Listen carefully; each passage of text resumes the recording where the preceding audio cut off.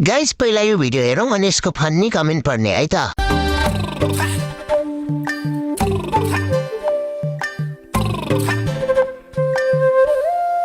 पानको पसाला मेरो घर छैन दिलमा बसाला मेरो। रुको जरा सबर करो।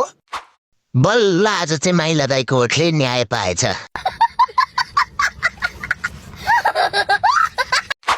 दाजु बिग म्याच कहिले राख्नुहुन्छ? मेरो स्यालेरी आएको थियो, राखम कि घर पठाम? चाँदी जस्तो रूप तिम्रो सुनको जस्तो बाल, शिव खरेल माइलालाई जापानको भ्यू टावरमा लगेर फाल। शिव दाई भनेको नेपालको गहना हुन्। यो गहनालाई जोगाना गर्ने हाम्रो कर्तव्य हो, त्यसैले माटो मुनि गाडेर सुरक्षित गरौँ।